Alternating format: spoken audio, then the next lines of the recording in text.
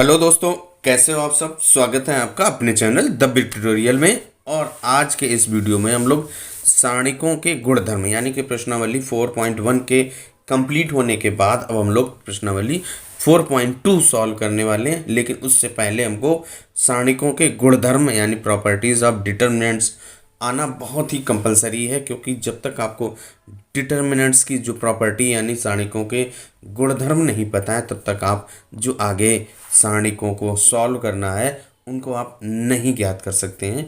और जो गुण धर्म होते हैं उनसे हमारा जो सारणिक होगी बहुत आसानी से सिंपल तरीके से आप सॉल्व कर पाएंगे। अगर आपको हमारा ये वीडियो अच्छा लगता है और हमारे चैनल पर पहली बार है तो चैनल को लाइक शेयर और सब्सक्राइब करना मत भूलिएगा। साथ में बेल आइकन भी दबा दें और वीडियो कैसा लगा उसको कमेंट बॉक्स में कमेंट करके ज़रूर बताइएगा।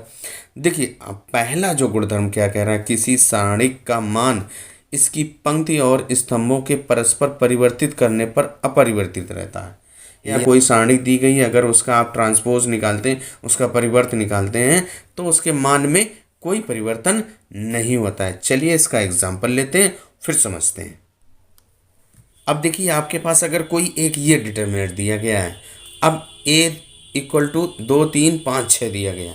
अब अगर इसी का ट्रांसपोज यानी परिवर्त निकालें तो क्या करना है, जो पंक्ति है उसको स्तंभ में बदल दीजिए। तो ये 2 3 पंक्ति है, उसको स्तंभ में बदल दिया, ये पंक्ति को स्तंभ में बदल दीजिए। अब ये देखिए ए और ये ए ट्रांसपोज हो गया यानी ए का परिवर्त हो गया। अब यहाँ से देखिए डिटर्मिनेंट्स ए निकालिए। तो डिटर्मिनेंट्स ए निकालने के लिए इसका देखिए इसमें गुणा करते हैं, तिरछा गुणा करते हैं।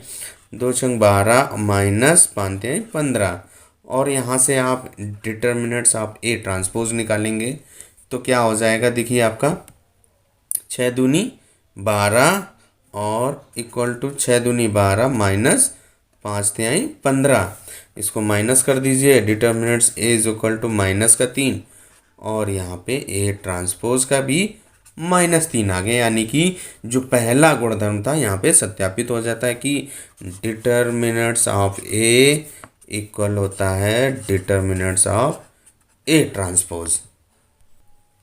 अब दूसरी जो गुणधर्म क्या कह रहा है, यदि एक सारणी की कोई दो पंक्तियों को परस्पर परिवर्त कर दिया है, पंक्तियों या स्तंभों किसी एक को, यानी कि कोई भी आपका सारणिक दिया गया है, उसके किन्हीं दो आप पंक्तियों या स्तंभों को अगर आप परिवर्तित कर देते हैं तो उसका जो सारणिक का मान बदलता नहीं, केवल चिन्ह बदल जाता है। यानी अगर प्लस में आ रहा है तो माइनस और माइनस में आ रहा है तो प्लस में आ जाएगा, केवल चिन्ह में परिवर्तन हो। गुणधर्म है उसका हमने एक उदाहरण लिया, यहाँ पे ए इक्वल टू दिया।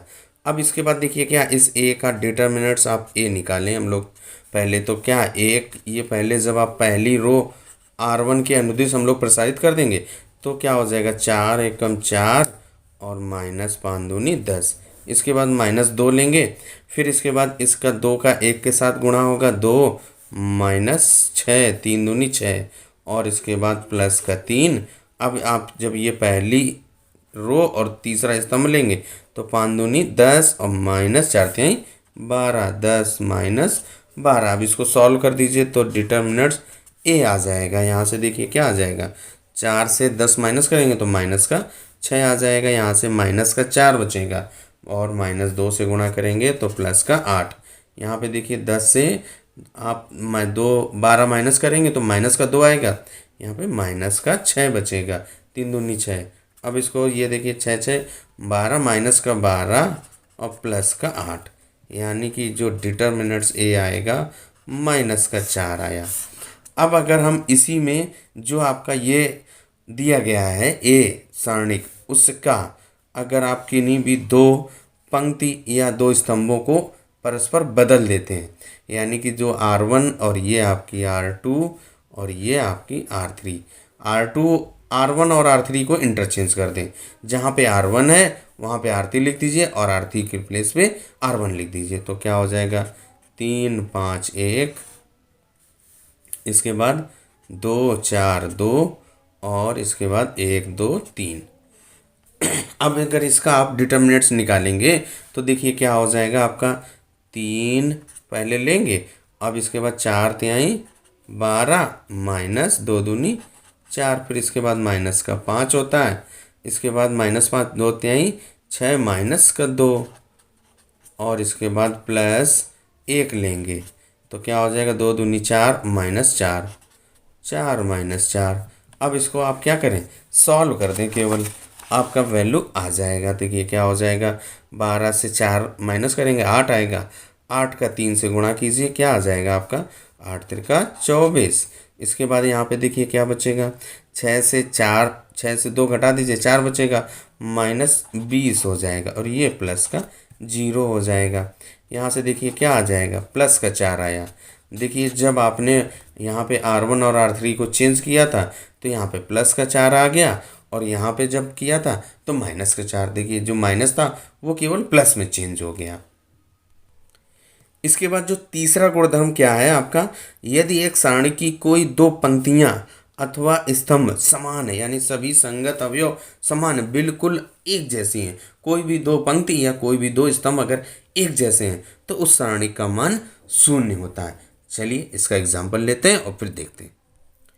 तीसरा जो गुणधर्म था उसमें देखिए क्या, एक ये हमने सारणिक ले लिया, यहाँ पे R1 और R3 बिल्कुल सेम है, तो यहाँ पे अब इसका मान ज्ञात करेंगे। तो देखिए क्या, जो R1 पंक्ति उसमें हम उसके अनुदिश हम लोग इसका प्रसार कर रहे हैं, तो देखिए डिटर्मिनेंट्स ए निकालेंगे तो पहले 2 लेंगे, तो 2 यहाँ पे 4 दूनी 8 और माइनस का 15, फिर इसके बाद -5 तो 4 एकम 4 -2 6 और फिर इसके बाद प्लस का 4 लीजिए, तो यहाँ पे देखिए 5 एकम 5 और -4। अब इसको सॉल्व कर दीजिए, आपका क्या हो जाएगा, 2 8 से ये 15 माइनस करेंगे तो -7 आ जाएगा और इसके बाद -5, 4 से 6 माइनस कर दीजिए तो -2 और इसके बाद +4 और 1। इसके बाद इसको सॉल्व कर देंगे, -14 और इसके बाद +10 +4, ये क्या हो जाएगा 14 - 14 = 0। यानी कि जो आपका डिटर्मिनेंट्स ए या कह सकते हैं डेल्टा = क्या आ गया, 0 आ गया। यानी कि यदि किसी भी सारणी की दो पंक्ति या दो स्तंभ समान होंगे, आइडेंटिकल होंगे, तो उसका मान हमेशा 0 आएगा। यही यहाँ पे सत्यापित करना था। अब इसके बाद जो चौथा गुणधर्म हम लोगों क्या है, यदि एक सारणी के किसी एक पंक्ति अथवा स्तंभ के प्रत्येक अवयव को एक अचर k से गुणा करते हैं तो उसका मान भी k से गुणित हो जाता है या उसका मान भी k गुना हो जाता है। चौथे गुणधर्म को सत्यापित करने के लिए हम लोग ए कोई एक सारणिक ले लिया। अब ये दिया गया ए, इसका डिटर्मिनेंट्स ए निकालें या आप डेल्टा = निकालें, बात एक ही है। तो डिटर्मिनेंट ए निकालेंगे तो 2 दूनी 4 -5 तिहाई 15। अब इसको सॉल्व कर दीजिए तो -11 आ गया। अब इसके बाद देखिए यहीं पे हम लोग क्या कर रहे हैं कि जो आपका ये ए अवयव दिया गया था उसमें हमने R1 को 2R1 यानी कि इसमें ए में के पहली रो के साथ 2 में गुणा कर दिया। तो अब अगर इसका मान आएगा जो भी आएगा वो इसका 2 गुना आएगा। तो देखिए सबसे पहले आप R1 में 2 से गुणा कर दीजिए तो A = क्या हो जाएगा, 2 दूनी 4 5 दूनी 10 3 और 2। इसके बाद अब इसको हमें क्या करना है, सॉल्व कर देना है। तो देखिए आपका डिटर्मिनेंट्स A = क्या आ जाएगा, देखिए 4 दूनी 8 -10 तिहाई 30 = -22। इसको आप क्या ले सकते हैं, 2 गुणे -11। तो देखिए जो आपका ये डेल्टा 1 इसको दे दीजिए, तो जो डेल्टा 1 आया है देखिए डेल्टा का जस्ट 2 गुना हो गया क्योंकि आपने R1 में 2 से गुणा किया था।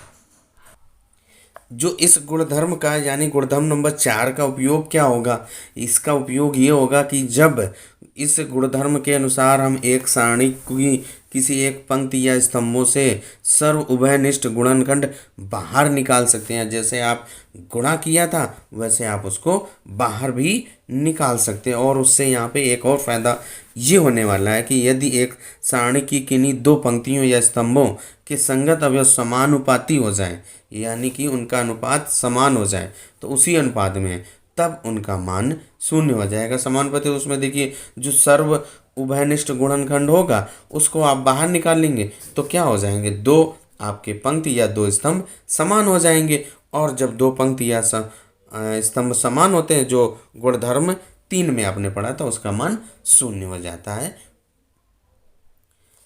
पांचवा जो गुणधर्म क्या कह रहा है, यदि एक सारणी की एक पंक्ति या स्तंभ के कुछ या सभी अवयव दो या दो से अधिक पदों के योगफल के रूप में व्यक्त हो तो सारणी को दो या अधिक सारणिकों के योगफल के रूप में भी व्यक्त किया जा सकता है।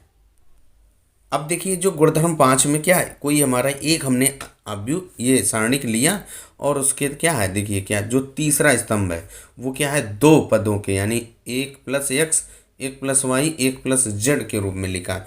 तो इसको आप दो सारणिकों के रूप में लिख सकते हैं, यानी कि उनको हम अलग अलग लिख सकते हैं। देखिए कैसे, एक पहला स्तंभ तो x y z रहेगा, दूसरा स्तंभ x² y² z² रहेगा। और इसके बाद आप इसको क्या करेंगे, एक यहाँ पे पहला जो तीसरे स्तंभ के जो पहले पहले अवयव उनको लिख दीजिए।